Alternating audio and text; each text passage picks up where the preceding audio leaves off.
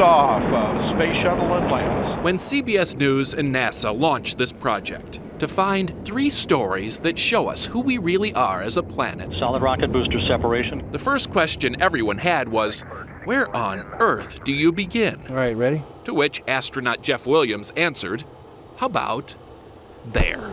His random stab at the globe sending us to India, the tip of his finger falling on a town outside Delhi called Rewari. Rewari is, by India standards, a sleepy little town of just 1 million people. You guys ready? It's far enough off the beaten path that many who live here have never seen an American before. This is the one right here. Including this gentleman. Khushi Ram? Khushi Ram. Who never will see one. Every morning, 78-year-old Khushi Ram Goyal feels his way to work.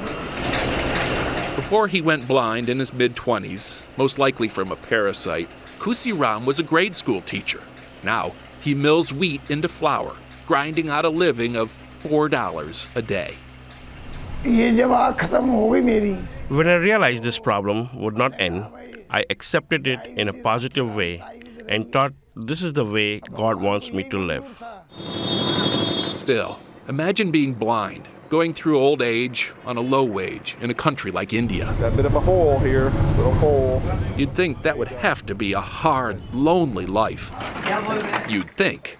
But Khushi Ram Goyal lives quite comfortably. Should I take my shoes off? He shares a house with 13 family members. Oh, okay. Who welcomed me like their long-lost 14th. What are they making? They kept bringing me bread, saying, eat just one more piece.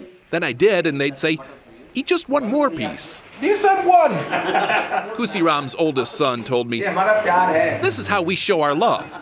Then insisted I eat yet another. Oh my gosh. This is Khushi Ram's wife, Kashmiri. They've been married 57 years. How did you survive in those early years? I never saw any problem and was happy to feed our children with whatever little we had. Kashmiri says her husband took every job he could get to support their family. She was proud of how far they've come and clearly grateful for this opportunity to tell the world. She's giving you a blessing. Oh, thank you. But what impressed me most of all was how this family gets by today. 4 generations, not only under one roof, but sharing one bank account. The oldest son works as a contractor. Another son runs a coffee shop.